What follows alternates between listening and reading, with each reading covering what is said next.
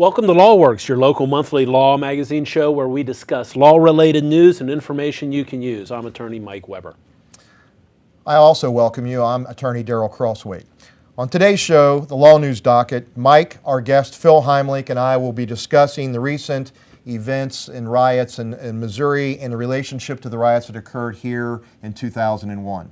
The guest docket will feature an interview with our special guest, Attorney Phil Heimlich, who will tell us about his background in law and politics and answer more questions about the current riots. On our resource docket, Daryl and I will give some tips and suggestions for participating in peaceful demonstrations. Thank you for joining us.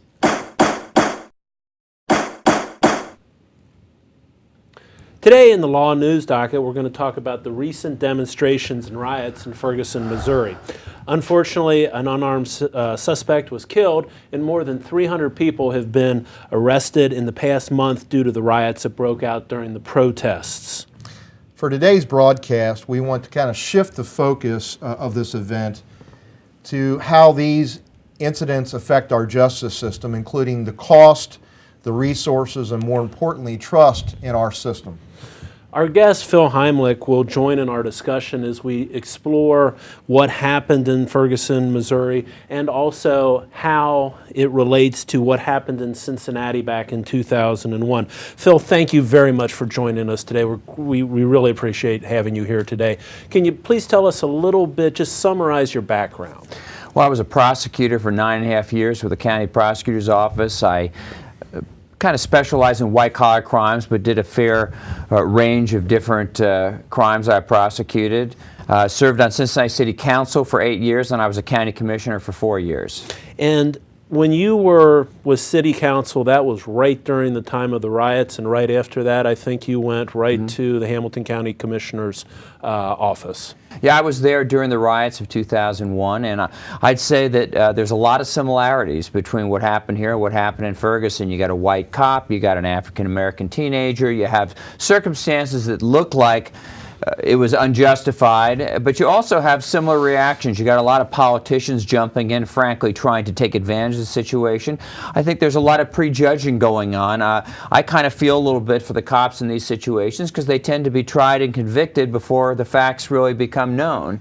And you also see a lot of law breaking that occurs that is disguised as protesting. I mean, my position back when it happened in Cincinnati, and I'd say the same thing about Ferguson, is I don't care what happened. That's no excuse to break into stores. That's no excuse to pull people out of their cars and beat them up. It's no excuse to throw a Molotov cocktail at a cop or destroy a small business. Cincinnati had $3 to $4 million of damage because of those riots, and Ferguson's had the same thing. I don't think any crime, even if it was a crime, and we're not sure about that, I don't think it justifies that kind of violence. Do you think a lot of that violence or a lot of the people that come in and riot and I guess you would call it protesting, they've lost, kind of trust in our judicial system, that they don't trust the prosecutor's office, they don't trust the police department, they don't trust the judges, they don't trust the sheriff's department. Do you think a lot of that is frustration due to the fact that they don't trust the system?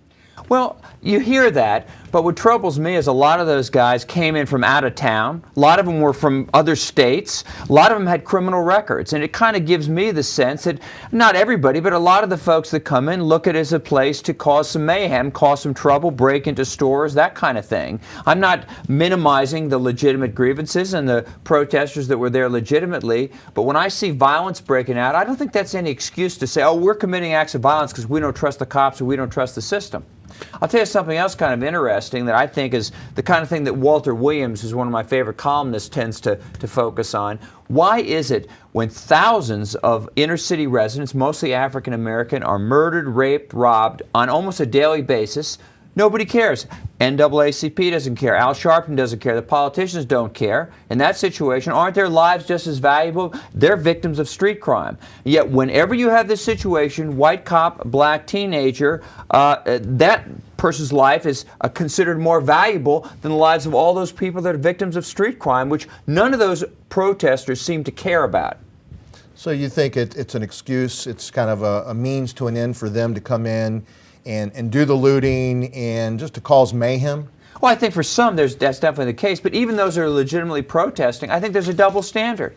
Why is it that none of these folks, particularly the folks on the left of the spectrum, why don't they care about all those mothers that are robbed on the streets of our inner cities? Why don't they care about the brutality that occurs every day on inner city streets? They don't seem to care about that. Certainly the NAACP and the civil rights organizations don't, but whenever you have this scenario, it becomes a national issue. We saw it in the Trayvon Martin case as well. And you know what's interesting is the fact is many times the cop, when the cop is ultimately charged with a crime, was found not guilty, as was the case with Trayvon Martin. That wasn't a cop, but it was a neighborhood patrol guy. And we saw that with Roach, who was the cop here who shot Timothy Thomas. He was found not guilty as well. So there's an aspect of prejudging these things before the real facts come out. What kind of, you were with City Council at the time, and then you went to the Hamilton County Commissioner's Office. From an economic standpoint for the city and the county, did it? I would assume it had just a horrible, dramatic effect on the economy and the costs and the expenses that the city and the county incurred. No question. I mentioned, I think it was $3.6 million of damage, property damage alone, then another $1 million or $2 million in paying cops for overtime and stuff like that. This was in Cincinnati. But here's where the real harm comes. It's the long-term economic damage, because when you have small businesses that are bombed out and destroyed, and when the public sympathy isn't with them, the public sympathy is with the rioters. When that happens, all those small business people, they give up. They move out. It's that loss of business that really kills these cities when this happens. And nobody seems to care about that. You know, I remember back before 2001 the riots occurred, and when I believe it was Bainey was the musician who was killed up and over the Rhine on Main Street. Yeah. Main Street was a very vibrant area. Sure. A lot of bars, you had the brewery up there, you had neons, rhinos, Japs. After the riots and after Bainey was killed, that place dried up. No question. What's the possibility of that occurring on the current Vine Street area, where you have all these beautiful bars and restaurants and businesses moving into? You know, my wife personally thinks that they're a murder or a shooting away from basically ending up like Main Street. Well, let's face it. That story that occurred, unfortunately, our prosecutor's son got beaten up at Taste of Cincinnati. Correct. When those things happen, when those headlines happen, you can forget about it. People do not want to go down there. And fortunately, we've had a resurgence on Vine Street and over the Rhine since the riots, but it's taken like 10 years to build that up. So, you know, when these kind of things happen, the street crime, the rioting that's occurring in Ferguson occurred here, that is a death knell for business. So what is the solution? Well, I think the solution is to have tough policing. I think fair policing. You don't want to have discriminatory policing. But I also would say when these kind of unfortunate incidents happen, like the one that's occurring in Ferguson or what happened here, the police and the politicians have a tendency to just let these rioters kind of go free, like, oh, they got a vent or something. And there tends to be a hands-off approach. That's what happened in Cincinnati. No question about it. It was a hands-off approach. Look what happened in Cincinnati. They formed, after all the damage from the riots, they formed a Race Relations Commission. And who did they put as the co-chairman of that? The guy who started the riots, Reverend Lynch, Damon Lynch III. He was the guy who helped start those riots, and they make him the chairman of the commission. That is the kind of weak response from politicians, which causes businesses, and people might want to come down to say, hey, if they are supporting the rioters over the people who enforce the laws, I'm not coming down there. What, at this particular juncture, you know, after the riots occurred with City Council, did the City Council develop any contingency plans or change, you know, things in anticipation of future riots? Well, to tell you the truth, what they did was they, in effect, blamed the police. They blamed the police. They made it like the riots were caused by the police. And I was there. I was there when those riots started. I was in Cincinnati Council chambers. You remember that law and public safety meeting? Reverend Lynch marched hundreds of people in. And even in that meeting, there was no law and order. The people in charge were too intimidated politically to do anything. They just let them do whatever they want. Those folks marched out, and they started the riots, and that was the end of it. So, you know, the answer is, if you are not going to enforce the laws, you're sending a message out that people aren't safe in the city. Wonderful. Well, thank you very much, Phil. We're going to continue our discussion in the next part of the TV show here. And if you'd like to weigh in on today's news docket, go to our Facebook page, Cincinnati Law Works. Like us and follow us to get updates, and feel free to make comments. Thank you. Welcome back to our guest docket, where Mike and I will be interviewing our guest, Phil Heimlich. Phil, do me a favor. Why don't you tell us a little bit about yourself, where you're from, your family life, your hobbies. I grew up in New York. My father moved here in 1969 when he became the director of surgery at the Jewish Hospital when it was out on Burnett Avenue. Never went to school in Cincinnati. I served a 3-year sentence at a boys' boarding school in Connecticut. Went to Stanford University for my undergraduate, University of Virginia Law School. I was a prosecutor for 9.5 years, then I got into politics. Hobbies, you being a college football referee will appreciate this, Daryl. I love to watch college football, like to watch college basketball, like to watch my kids play sports. That's enough to take up my time. That's wonderful. Tell us a little bit about what caused your interest in practicing law and then going from law into public service. I always had a kind of interest, it sounds kind of trite, but in justice. I really did. I always had that kind of compassion for people who were victims of crime, and that's what really got me interested in being a prosecutor and in being in politics. And I always enjoyed my time in the prosecutor's office. I felt I helped a lot of people. There were some cases that I truly spent years of my time on the side investigating, where there was one builder who had ripped off about 30, 40 homeowners of everything they had, and he operated in different jurisdictions, so the cops couldn't never realize the scam, and I just investigated on my own for about 2 years, and I was able to eventually convict him and send him away for quite a long time. That kind of thing really drove my passion for victims of crime, and that led to my running for city council and for ultimately county commission. So they kind of tie together. It's sort of a desire to help people, and I think right some wrongs, that kind of thing.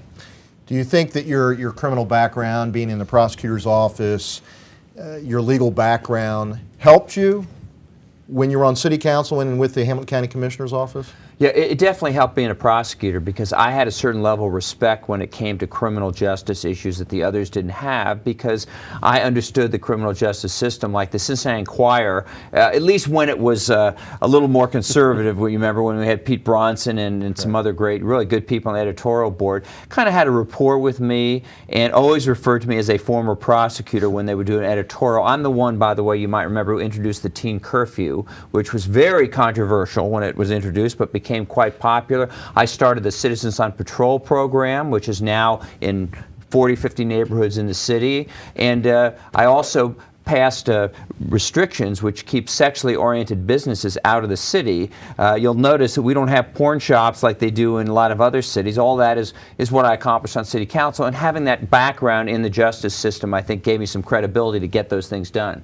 Well, I think, I started as a prosecutor, and Daryl worked in the court system, and unless you are actually involved in the court system to some extent, you just cannot understand the incredible volume of crime that comes through there and how difficult a job the police officers have. Yeah. Absolutely, no question. Well, I'll tell you what, let's go back to the Ferguson discussion we were having a little bit earlier. What do you think Ferguson has done right in handling this? What do you think Ferguson has done wrong from the community, from the township aspect? Well, one of the things you hear a lot, it's always the same theme whenever these kind of incidents occur is, they should have gotten the report out. They delayed it too long. We had that here in the Timothy Thomas thing, they're having it here. But see, there's two sides to this, okay? The protesters, the people that are kind of the anti-police, they always criticize them. They should have gotten the information out quicker. Shouldn't have gotten, calm the community. The problem is, you're talking about a criminal investigation of the officer who did the shooting, and as you know, Mike, as a former prosecutor, you compromise an investigation when you make the facts public too soon. It's if you really want them to do an effective investigation, you cannot expect them to release the information right away. This is one of the misnomers about all this. And you cannot effectively investigate what happened if you have to do a press conference every hour on the hour. It's that simple. And as far as what they did right and wrong, it's a little hard to say, because as you know, what happened happened was, as soon as the thing started moving forward, it became a big public issue. The governor came along and basically yanked it away from him, sent in the National Guard and this and that. And you got Holder, the Attorney General, who's coming in, frankly, I think for political reasons, he's got to do his investigation of the police department there, which to me seems like a little phony. So it's hard to fault them one way or the other, because frankly, the thing was pulled out from under them. You don't know what kind of job they do. They want the prosecutor, I guess, in St. Louis to resign, I guess, for whatever reason. He's been there for a while. You know, there's so much outside pressure, it's really hard to evaluate what kind of job the local people have done. Well, hasn't the governor's intervention in that Ferguson, Missouri situation kind of undermined the authority of the prosecutor in that situation? Oh, there's no question about it. There's no question. They have basically undermined, yes. And you see, the thing is, it's always easy for Senator McCaskill or any of these politicians who are usually on the Democrat side, but to attack the local authorities like it's their fault and to point fingers at them. And as you pointed out, Daryl, yeah, that's basically what's happening. The rug's been pulled out from under them. They don't have the ability to do their job because they're being told, you're too biased, you can't do it.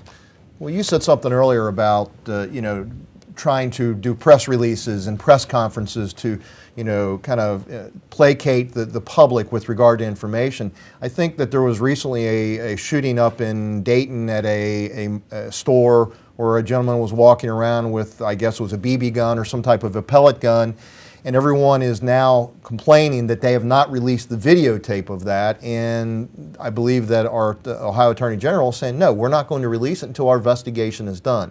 Yeah. Do you agree with that? Absolutely.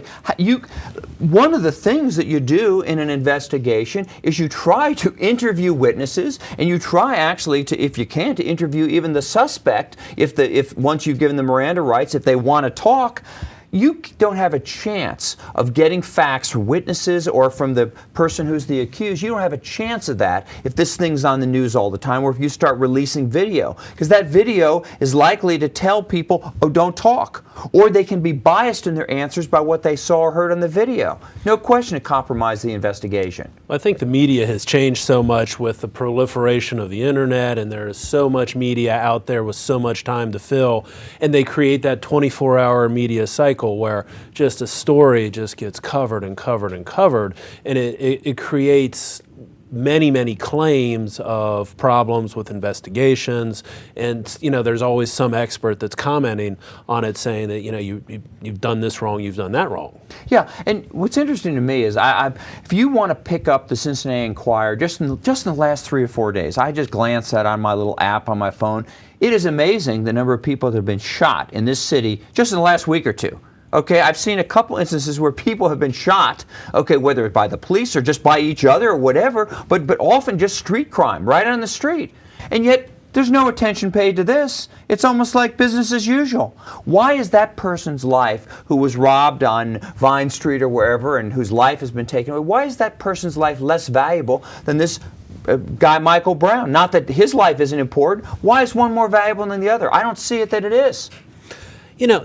I think that no matter what the outcome is of the investigations, there obviously is some underlying frustration, tension in between the communities and the police. In your experience, how do you improve a relationship between the community and the police?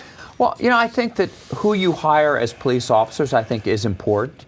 I think evaluating the quality of the men and women you put on the force is critical. You don't want people, I have a close friend who former police officer who actually teaches self-defense, and one of the things he said to me is when he was on the force, he was surprised at how many cops kind of see this as a way to get back at bullies or get back at whomever, and that's the kind of psychological testing you need to do. I think you have to be very, very careful in doing, and make sure the people you put on the street there are psychologically sound, or have an understanding of what the laws are, what justice is all about, because that's how I think you prevent discrimination, that's how you prevent brutality and things like that.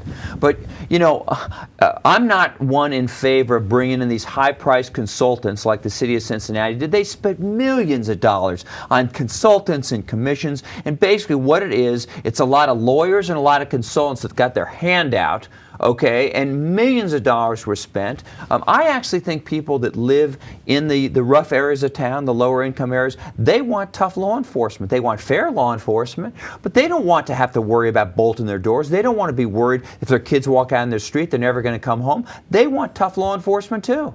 So it sounds to me, and correct me if I'm wrong, Phil, but with regard to police officers, the men and women that are out in the streets, that are enforcing the laws, they need to be empathetic with the public. Not sympathetic, but empathetic. Understand their plights, understand their economic problems, their family problems, their addiction problems. Do you agree with that? I totally agree with it.